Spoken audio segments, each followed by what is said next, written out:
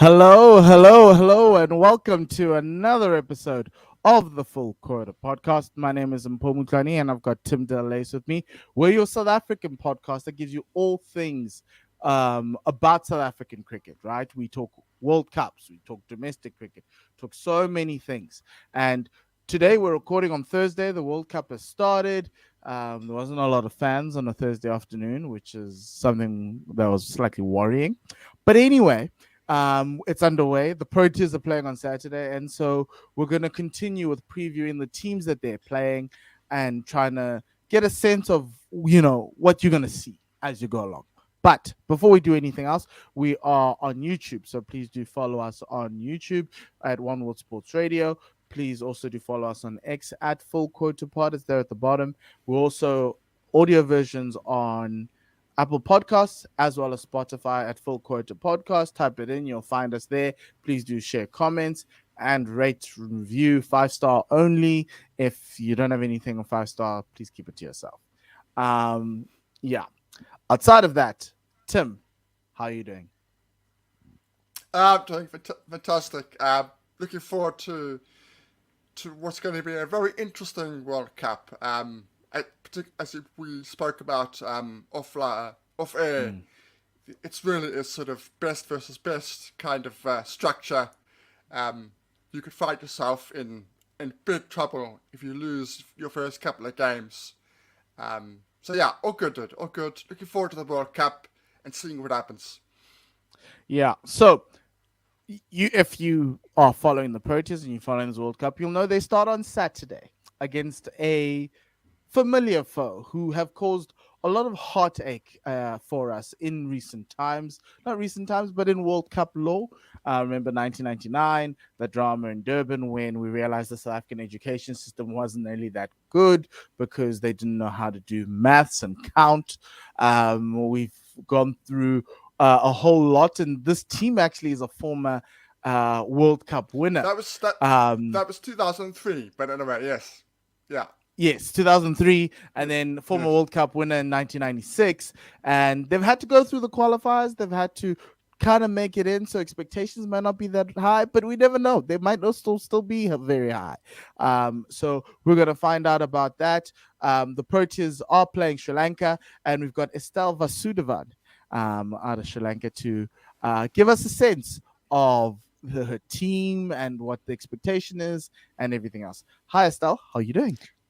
Hi guys, how are you? All No, good. we're good. We're very good. Um, Estelle, to start off with, so last time we spoke was the last time South Africa played Sri Lanka at a World Cup. And even the series preview last year before the World Cup, we had a 50 over series, and there were a lot of things happening in the Sri Lankan setup last year. And obviously, it led to them going into the qualifiers out of the Super League. How's the can you just document to us that time frame, even coming to this World Cup, how the team has gone and how the things even in the back room have changed over this past year to lead to this World Cup? Yeah, I think since 2020 there was a series against England in England, which I think was probably the lowest Sri Lanka cricket has been in a long time. Since then, it's kind of been on the upward trajectory. You mentioned the South Africa series, which we hosted in Sri Lanka in 2021, which was kind of in that rebuilding phase. I think you could say that Sri Lanka has grown a lot in these last 3 years and come up to a certain standard. The qualifiers, obviously, it was hard to go into the qualifiers and have to play those, particularly being a former champion and a team that, in the past at least, has been very competitive in world tournaments. So that was tough. But I think there was Mm, a lot of confidence to be gained in that tournament. I think if you did follow it, it was clear that Sri Lanka were a class above the teams that competed in the tournament. Um, Even when compared to the likes of the West Indies, who didn't qualify, and the finalists, the Netherlands. Then they had, I mean, with that World Cup qualifier we had a 13-match win streak in ODI cricket, which is no mean Mm. feat. I think only second to Australia in the early 2000s.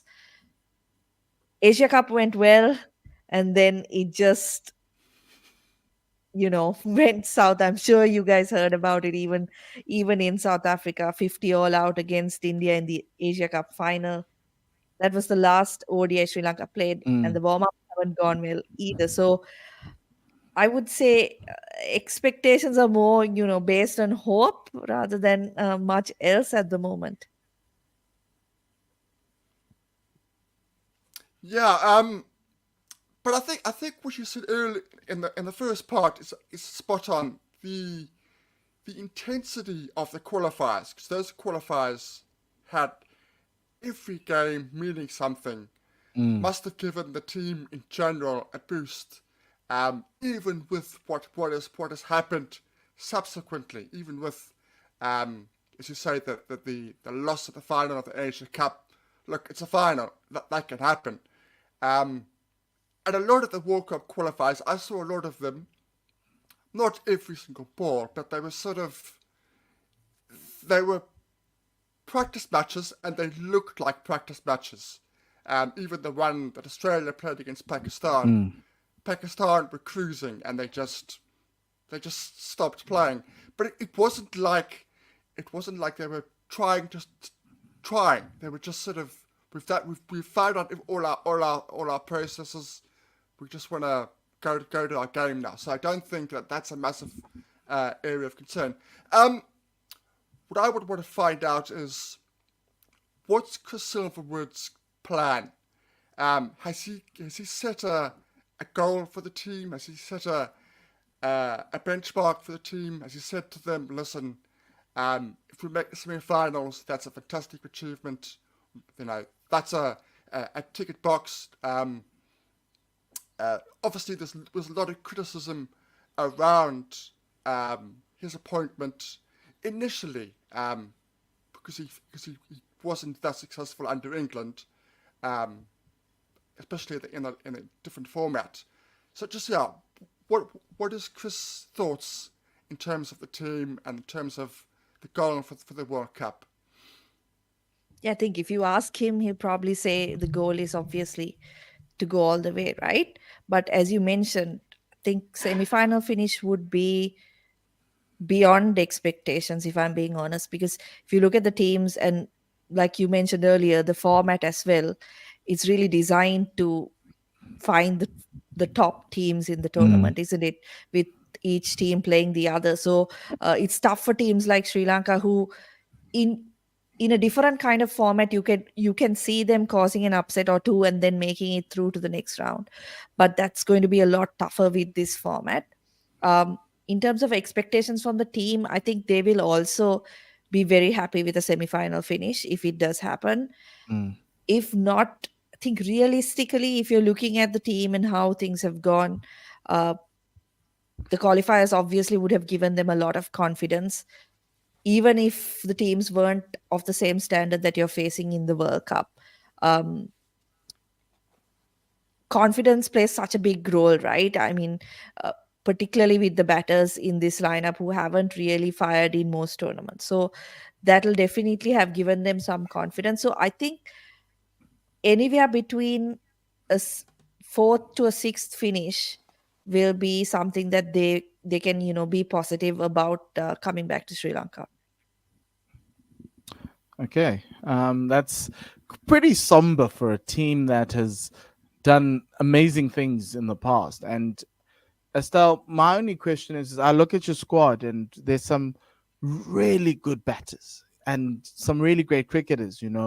I'm just going to name a few. Karunaratne is still there, Kusal Mendes, Kusal Pereira, Dawson Shanaka, Dhananjaya De Silva. Uh, Obviously, from a bowling perspective, you still have Mahesh Tikshana, as well as Lahira Kumara. Where has it gone wrong for the squad? Because this squad's been largely the same for the past couple of years, past 3 years. And the other question, obviously, then would be where the youngsters coming from. But how has this squad not been able to achieve the expectations that everyone else in the world would achieve. Because I assume every team would be looking at the Sri Lankan side and going, yes, they haven't had the greatest of form of late, but this team can still play with the best in the world. The only fundamental question is why haven't they? I think if you look at the team, there is still that feeling that Sri Lanka hasn't really adapted to where ODI cricket is going at the moment. I mean, I'll look at the series South Africa played against Australia, right? What were the scores there? It's very tough to see Sri Lanka consistently going past the 320 to 350 run mark with this batting lineup. And I think that's been a major issue since 2015, right? That adapting to where the game is going hasn't really happened. I think still you can commend the team for having done well over the last 3 years. There's definitely been improvement, and they are definitely a team that's on the rise. But particularly looking at how things are shaping up in this World Cup as well, with the tracks expected to offer a lot of runs, Mm, that's where I think Sri Lanka will are likely, or they are expected to kind of fall short, is in that department. Because if you look at, if you're playing in conditions that we see in Sri Lanka, I think this team would definitely be very, very competitive, because they've got the bowling lineup to kind of hold teams in those kind of conditions where the ball is slower onto the bat, and the spinners have plenty of assistance. But if they come up against tracks where there's a lot more for the batters, that's where the real challenge comes. And that's what we're seeing in some of the in most of the top countries, isn't it, where you see mm, a lot of the 300 plus and 320 plus scores. It's not that Sri Lanka can't score those totals, but it's that consistently it's unlikely that that this batting lineup is going to produce those kinds of runs. So I wouldn't like it's not a team that has underperformed per se. It's more, I think, the adapting to where cricket is going, where ODI cricket is going right mm, now, which hasn't happened. That's been a similar, I would say, a similar problem for South Africa. They've got a mm. blueprint as the way they want to play, but it still isn't the way that the the, Yeah. the quality TPS players are playing. We're not playing the way that England and Australia are playing, and that's that's an area for concern, I think, for both sides. Just on your squad, so I looked at both of the squads. From 2019, only 4 players are still in the Sri Lankan setup.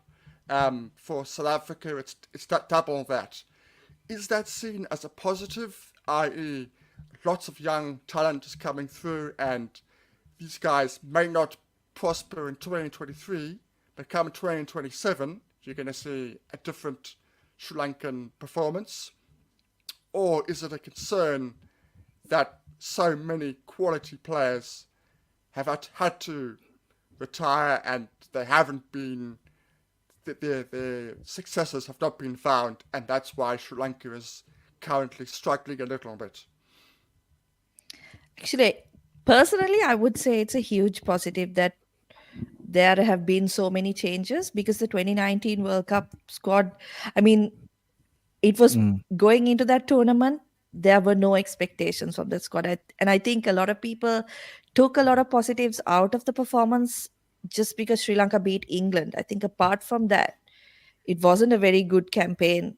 Um, and that was a team, I think, which was even further back in terms of adapting to what was going on in international cricket. It so happened that because of the weather in England last time, mm, pitchers didn't produce as many runs as was expected.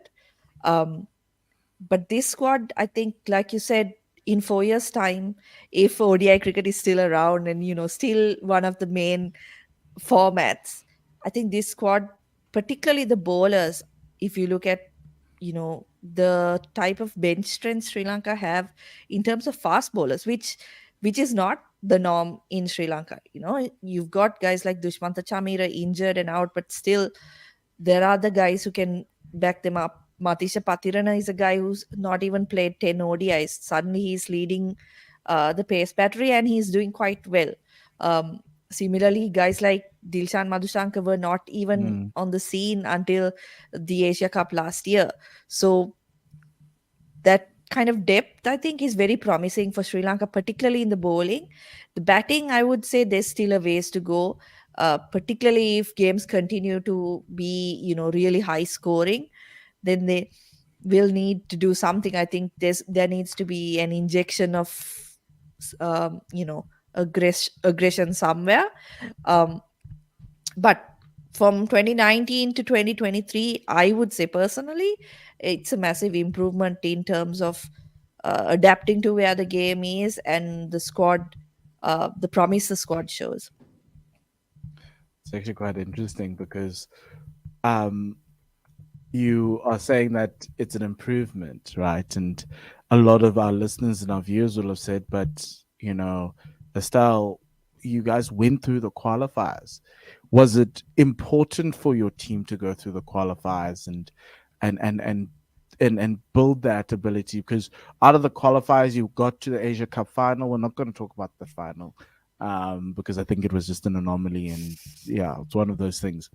But you've seen improvement. It's obviously 2019, you saw improvement. COVID happened, obviously it affected everybody. But then, you know, are you seeing what are the things that you are seeing in this team where you can say, okay, fine, they're just a few players away, or it's just this team's on the right track? Yeah, in terms of having to play the qualifiers, I think one of the major reasons was post 2019, right? There Mm, was a real slump again. I mean, it continued on from pre World Cup, where they lost a lot of mm, games. I think we lost 3-0 to West Indies right after, and West Indies didn't even make the World Cup in the end, right? mm, So there was a real slump during that period. I think until that series against England, I think, which again Sri Lanka lost 3-0 or 2-0. I think there was one rain affected game. From that point, there was a lot of catching up to do in terms of qualifying directly. So I feel like that really had a huge impact. Um, Positive signs, I would say, if you look at the bowling and who Sri Lanka is missing in this lineup, you've got Vanidu Hasaranga, who is one of mm, um, the world's best spinners, right? But what people also fail to realize is he's also an integral part of Sri Lanka's batting. mm, So with guys like that missing out, it's obviously tough, but at the same time, those are when you even without him, if people are still talking about Sri Lanka being kind of, you know, uh, could be a surprise package, I think that's really positive for the team, particularly when you look at, what kind of resources and matches that other teams have had. Like if you look at Sri Lanka's performances barring the qualifiers, Sri Lanka beat Australia just last year in a 5-match series in Colombo, mm, right? Um, so there's been, like I mentioned before, like that gradual improvement.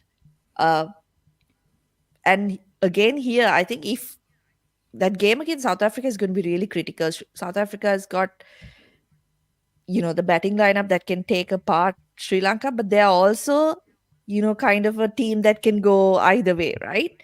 So that yes. start is going to be really important. Um, and if they Sri Lankan side can get some confidence out of that game, I think that's going to be really critical going into the rest of the tournament. Yes, I can confirm that that game against Sri Lanka on Saturday is what we're looking at to try and build confidence, because I think we've got Australia straight after, then the Netherlands, then we've got England as well. So, for I think for some teams, a good start is not necessarily important, but for I think our two teams it is, and um, I think South Africa will be really worried about a slippery banana peel, and largely because, and you spoke about conditions, right? But these conditions, Estelle, and maybe this is going to lead into my question about, what makes you confident about the game on Saturday, is these conditions are a lot more closer to Sri Lankan conditions than they are South African conditions. And I know you spoke about adapting and the ability to adapt, but Sri Lanka's played good cricket for the couple of last 6 months in this year. And so the question for me is, what makes you confident that Sri Lanka, what would need to happen for Sri Lanka to win this game? Okay, I think if you look at the records at Delhi, Mm, um, generally speaking, it has been assistive to the spinners, which Sri Lanka would love, right? Um, but at the same time, there haven't been that many ODIs at the grounds mm, in the past. I think 4 to 5 years. Um, in the games that have been played in the T20s that have been played, it's been a run like a high scoring surface.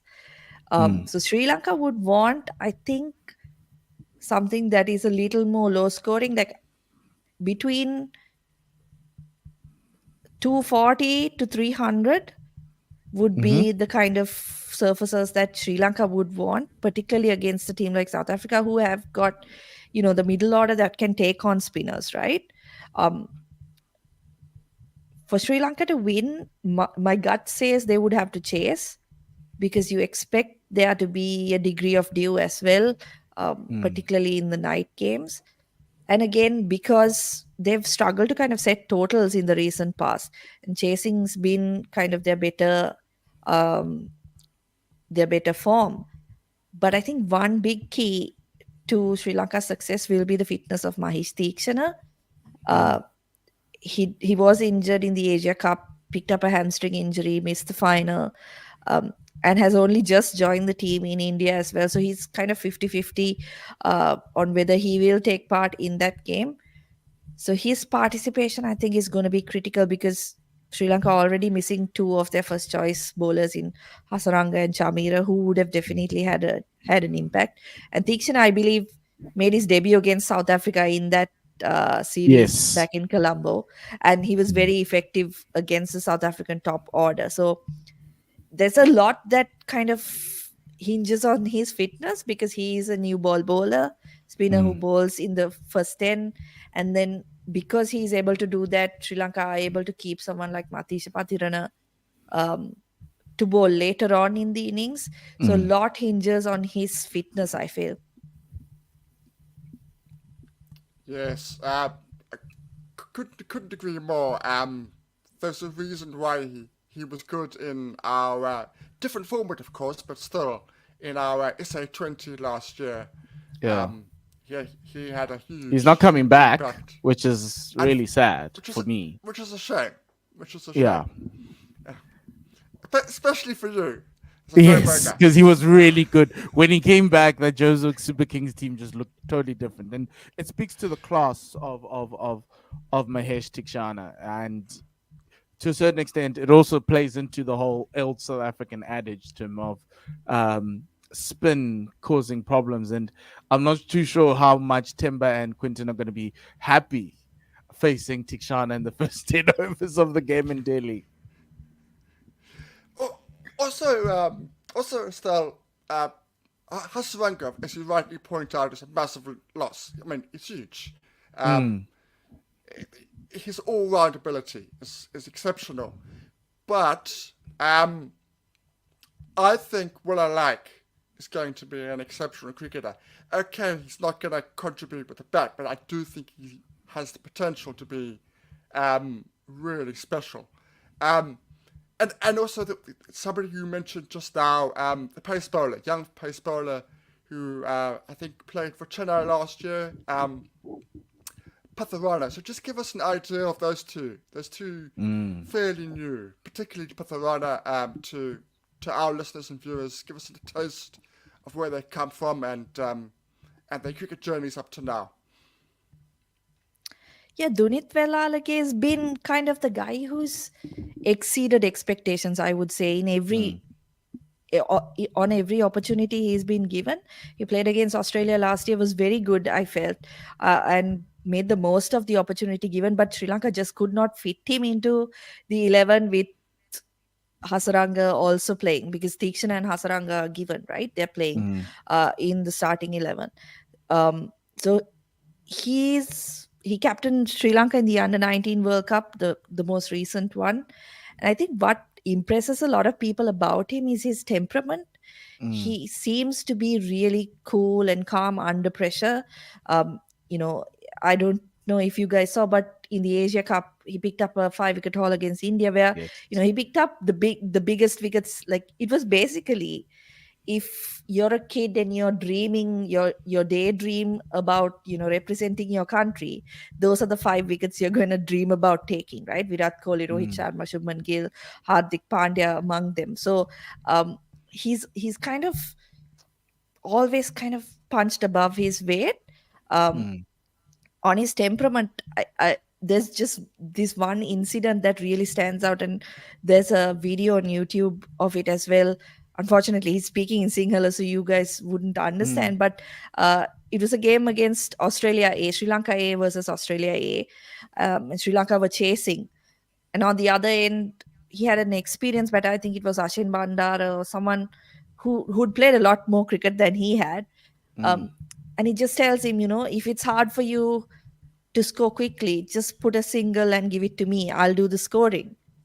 And just like that, he takes on that challenge, and he I think he hit a couple of sixers to win the game for Sri Lanka A in that occasion. So I mean, I think that speaks volumes towards, like, what kind of temperament he has, right? He's not afraid to take on that extra responsibility. I've heard from junior coaches where he's always willing to bowl those death overs, which usually you don't see the spinners bowling, right? Um, but he's always willing to bowl in that last power play as well. I think that kind of mental strength is what has, I think, seen to his success so far. He's not the usual, like in Sri Lanka. If you look at the stars of the past, particularly with the Mm. ball, it's been all these unorthodox bowlers, right? You've got the Muralis, the Ajantha Mendises, even Mahesh Tikshana is unorthodox. Vanidu Hasarang is unorthodox in that he's more of a googly bowler than a leg spinner, really, Yes. right? So this guy is very orthodox in his bowling, but I think it's that mental strength that has enabled him, I think, to come this far. And on Patirana's journey is kind of, he's straight into the deep end, right? Uh, Mm. was picked by the Chennai Super Kings even before making his international debut. Uh, just purely, I think, based on promise, right? Because he hadn't done much uh, before that. He hadn't played much first class cricket either. Uh, Mm. just there have been so many. I think if you look around the world, I'm sure there are more than 10 to 15 players who try to emulate Lasit Malinga's action. Just trying to copy him doesn't make you good, right? You have to be accurate and you have to be on the ball all the Yeah. time, because things can go really wrong with that type of action. Forget your control. Injury wise, things could go really wrong, right? Because it's such an Mm. unusual way to deliver the ball. And I believe Patirana's angle is even lower than Lasit Malinga. So, you know, just the success he's had, Sri Lanka will want to kind of take care of him well. I think that's why, if you look at the warm ups, he doesn't really bowl that much in warm ups. He doesn't really bowl that much in the pre match day practices, Mm. because they want to keep him fit and they want to keep him fresh going into a game, because he's almost brand new into ODI format as well. He hasn't played even 10 games. Um, it's just purely based on the fact that Sri Lanka didn't have that many options with so many injuries. Mm. They put him in, and he was successful in the Asia Cup, and now he sees himself basically leading the pack at the World Cup. Yeah, that's actually quite interesting because, like, he's a youngster, or he's new into the setup, and now he's leading. Asia Cup, he took 11 wickets. Welalage also took 10 wickets. So you've got bowlers on form, right? Now let's go to the other side. You want to chase in Delhi. Who are we looking to? Right. I know Kusal Mendes. South Africans know Kusal Mendes. He played for the Pretoria Capitals. He did really well there. And then Samira Samarakrama, who also has done well. Is that where Sri Lanka will be hoping to kind of those two kind of be the backbone of this batting lineup, and then have the Kusal Pereiras and the Dustin Shanakas spat around them? Is that where it is? Yeah, absolutely. Kusal Mendes is going to be, I think, the key for Sri Lanka in this tournament. Obviously, has done a lot of things in the past throughout his career in all three formats. But you would think also that he hasn't lived up to his promise. He's a very talented cricketer, and I'm sure that's plain to see, right? But he hasn't really lived up to that promise. Maybe this is the tournament for him. Conditions are going to favor the batters, and he does like the ball coming onto the bat, as we saw even in the SAT20. He did like that pace onto the bat. He's obviously going to be the key. Apart from him, I think that start that Kusal Janit Pereira is able to give is going to be important.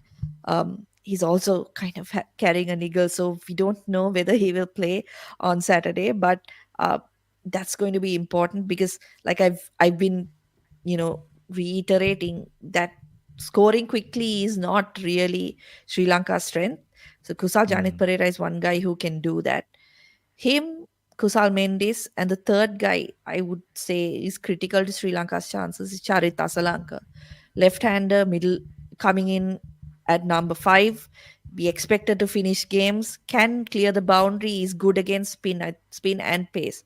I think that's going to be critical because South Africa is going to come at Sri Lanka with, they've got pace and they've got the spinners as well. So those three guys I think are going to be really important. Shanaka is in horrible form. I think he'll be happy with like 20 or 15 because that's how bad his form has been in the recent past. Pathum Nisanka is another guy who could provide that supporting role. Samara Vikrama's new to the team, has played a few good innings in the recent past. He'll also be one of those guys who kind of anchors the innings. But those three who I mentioned are going to be critical in, particularly when you're looking at bigger scores. Okay. So, Estelle, it sounds to me like you're saying we're slightly optimistic. We just want to cause chaos at this World Cup. Am I right? Absolutely. I think if Sri Lanka can, even if they don't make the semis, if they can disrupt, you know, make the tournament interesting, right? Because every single person you ask, they've basically got three teams pegged down for the semis, right? India, England, Australia. Everyone's got calling those three, right? So if teams like Sri Lanka can disrupt that a little bit, I think they can be pleased with themselves because I spoke about it earlier as well. In 2019, it wasn't a good campaign, except they beat England, right? And Yes. that caused a little bit of strife in the middle of that tournament. So similarly here, if they can pull off a couple of upsets, as people would call them, yeah, that will be awesome. I think the first hurdle is going to be South Africa. If they can get a win against South Africa, I think that'll give Sri Lanka a huge amount of confidence You'll going cause a into lot the of next game. chaos here in South Yeah. Africa. You'll cause a lot of chaos if that Yeah, Panic happens. particularly stations. because Panic Sri Lanka hasn't stations. beaten them. Yes. I think In one win in 6 games and Yeah, I one think it was that one was a last tie. game we played in that series. I think you won that one. No, I'm Um talking about in World Cups. Sri Lanka hasn't oh yes, really yes, yes, has yes, yes, had yes. much Yes. success. But In '92 we won. 2003 mhm, we knocked you guys out. Uh, but yeah, apart we from remember that. that, haven't really Yeah. had much success against South Africa. Yeah. And you could say so. Estelle, do you have any questions around South Africa that you'd like to know? It's always an interesting thing to see what the opposition is worried about. Yeah, I think the big question is who can provide what Nokia would have, because that would have been a massive challenge to Sri Lanka. I think that pace. Mm. So I don't know. I think I'm gonna go a little if because I have time to think about it. If to our listeners and our viewers, if you go back to last week's podcast, I was I was going through a lot with that, but I honestly do think this is a World Cup for Marco Jansen as the bowler, not the batter, largely because of that loss, right? He's probably going to open the bowling with Kagiso, so he needs to crank it up. He has the ability in that bowling arsenal to be the one to crank it up, right? And watching him in the couple of the warm up games, everyone's looking at Lungi, and I'm happy that Lungi is finding rhythm and taking wickets. But it's Marco who I think, if you're going to put teams early under pressure, Marco's that guy. He's also a left arm option, so it gives you something different. And yeah, I think he's a better bowler than many people make him out to be. And to the fact that he's kept that number 7 position across all 3 formats, if you think about it, that says a lot about what he fundamentally brings as a bowler. And I think everyone's looking at the Kagisos and the Lungis and looking at how our bowling lineup has lost someone like Anrich, but they forget that Marco has been in Anrich and Kagiso's shadow for a while in these games, and it's now time to actually unleash the beast and see if he can't cause a lot of damage. Won't get to the pace that Nokia gets to, and I think that's been our struggle, but it's him. I know there's Gerald Coetzee, and maybe Tim can talk around Gerald, but for me, it's Marco in that starting 11. Um, just on that, Estelle, so the loss has completely changed the thinking around the lineup, at least from our perspective, me and Paul's perspective. So he's right. For us, it's got to be Rabada, Lungi, and Janssen. It's got to be those 3, and then it doesn't really matter who you. But those are the 3 that have got to play. Or certainly in terms of my opinion. I know the coaching staff love Gerald. I know they love what he has. The problem is, in a must-win game, do you go with somebody who is very similar pace to Anrich Nokia, right up there in terms of pace, but doesn't have his consistency, doesn't have Anrich's control, and that's fine because he's only 22 years old. He's still learning as he goes about his game. So obviously, if you're looking for a like, Gerald is that guy.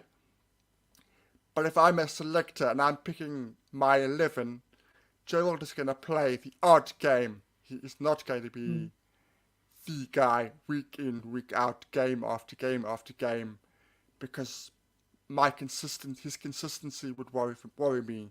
Yes. I don't want to go for that 8s and 9s and overs. The other conundrum is, for instance, right, it's the first. So let's say we were playing Sri Lanka in the middle of the World Cup. We would have made probably a case for Gerald to be playing, right? Largely because he's unknown to the Sri Lankans. He's going to crank it up to speeds that the Sri Lankan batters might struggle to adapt to, or for Kusal Pereira perspective, he might just be able to find it easy to clear the boundary.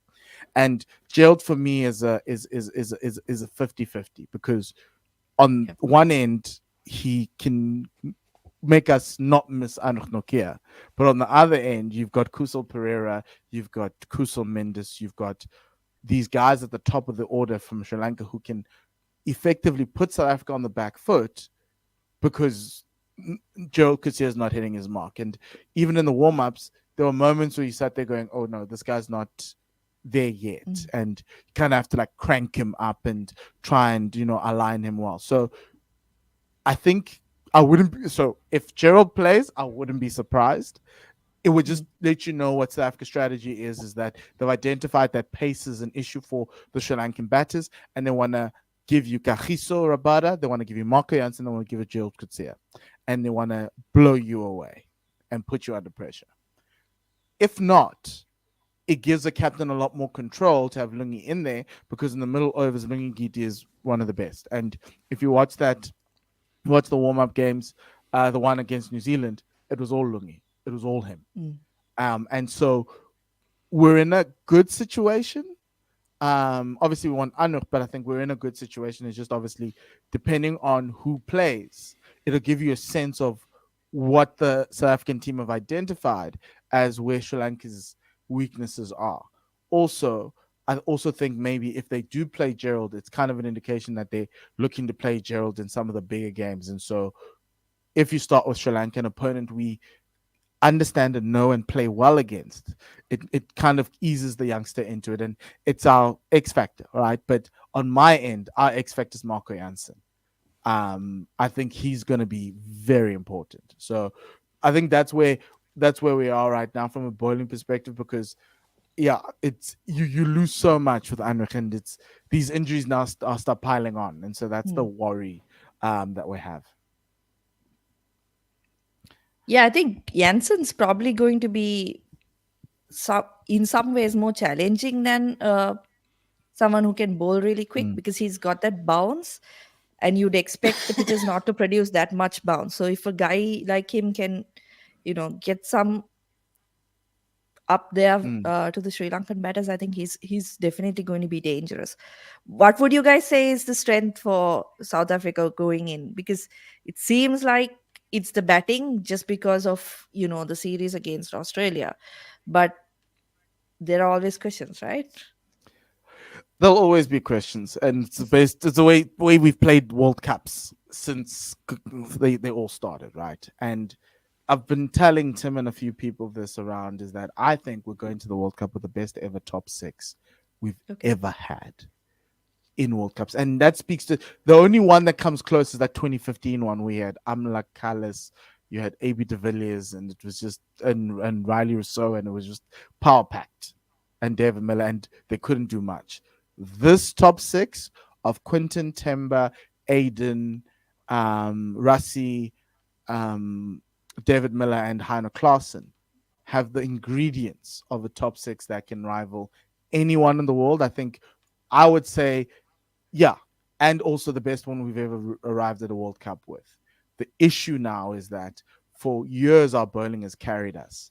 Now our Mm, bowling isn't as strong as we'd like. If Anuch was there, I would have said this team is semi-final bound, and I'd be surprised if we don't make a World Cup final, because the only issue in this team is number seven. But we've mm, kind of lived with number seven issues and managed to win games around that. So that's where I'm at. I'm like, this top six needs to fire. This top six needs to put down runs. And we finally have a top six that can actually compete with the best in the world in terms of putting down 320 plus and 350 and 399 and all those weird scores we've seen mm. in ODI cricket that we still need to get used to. But yeah, Tim, what would you say to that? I, I agree, and as much as I pointed out earlier, that we don't play how, for example, England play, we still get to that total. We're Mm, starting to get to those totals just in our own way, and we're doing it with that top six. We're not doing it yeah. with anything else. We're doing it with those individuals that you're going to be playing on the weekend. Mm, That top six is on fire. Um, that is how we are going to win this World Cup. I yeah. firmly believe it. If we're going to win this World Cup, we are going to be making 350 plus, putting so much pressure on. But that by the time people like Shamsi and Maharaj come on, yes, they'll be taking risks against them, but they will be getting out to them, Mm. because we have created that pressure in the first half of the innings by scoring those runs. Um, so I just concur with everything Mpho said. Yeah, it's So, about the. Tim, what you're saying is if Sri Lanka win the toss, they actually must bat first, because I think that they have to. If you look at what Ravi Sastry said today on the game, I mm, don't know the score at the moment. Don't tell me. Um, But when I was watching it, New Zealand were winning and in a very Mm, good position, very and comfortably. they won the toss. No, you see, they won the toss. Is that right? They won the Mm-hmm. toss, and they decided to bowl first. And he said every single Asian team in those conditions, flat pitches in the heat, are going to bat first. It'll be very interesting to see whether Pakistan, Bangladesh, India Yeah. do that. But I agree with him. I think if the pitches, and I think they are, I think the pitches for the majority of the start of the tournament, of the first half of the tournament, are going to be run firsts, bat first. Bat first. I know it's not the way that they feel comfortable, but I think if Yeah. Sri Lanka want a chance, it's the bat first. Even with the dew in the evening, and I don't think there's going to be quite a lot of it. I think the best place to put South Africa under pressure is not to try and hope that they're going to have a batting collapse, is actually to put their bowlers under pressure up front and let them, for those 50 overs, try figure out a way to chase whatever target is. Because I don't think this team is great chasing. I think this South African team is great being a front runner and front running. And I don't, and to a certain extent, we saw that in that Australia series, right? But for me, that's where I think if you are Sri Lanka, your best chance is that. And then if you put up a 280 or 300, it's still with your bowlers that gives you even a chance to be able to cause problems for South Africa in the back end, because I do think that, like, I know New Zealand batted second today and they find it a little bit easier, but yeah, I think for me that's probably going to be the plan against the South African team, is like how we never wanted India to chase in ODIs and T20s. I think it might be the same thing with this, or opposite with this team, where we want them to actually chase rather than set a score, because yeah, we're going to be leading with our strength this time, where last World Cups our strength was bowling. Yeah, Estelle, you've obviously mentioned throughout the podcast that Sri Lanka, the expectation is if we get to semi-finals, that'd be great, but 4-6 would be great. Um, from a, I don't want to ask a prediction, but how do you think this game will go on Saturday? And is yeah, effectively, and then we'll close it out from there. Yeah, I think a lot is going to depend on the conditions. If I'm being Mm, honest, I think if it's a very flat track, Sri Lanka going to struggle, particularly like you guys mentioned, if South Africa do bat first, because it's tough to see Sri Lanka chasing like a 350. If we're being honest, right?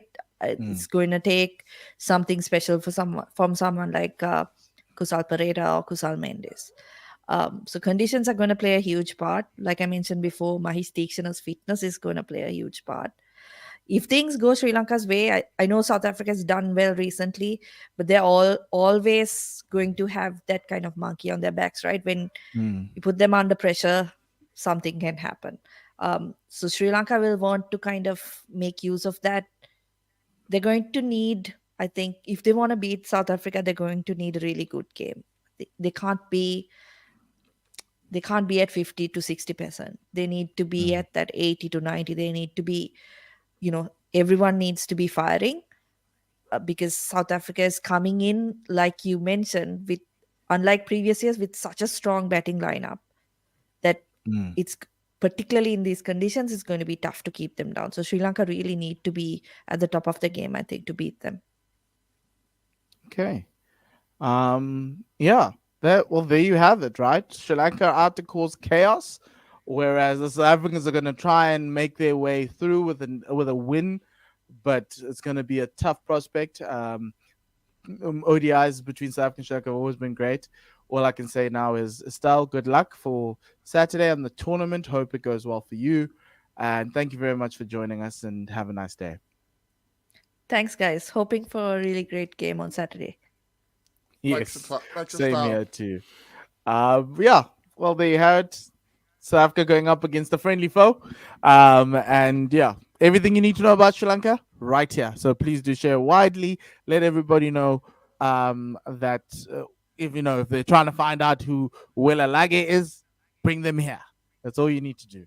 But Tim, thank you very much for organizing, and yeah, to Estelle, thank you very much. And yeah, the Proteas, Sri Lanka Saturday. May good luck to the Proteas. Outside of that, all I can say is goodbye and le sale.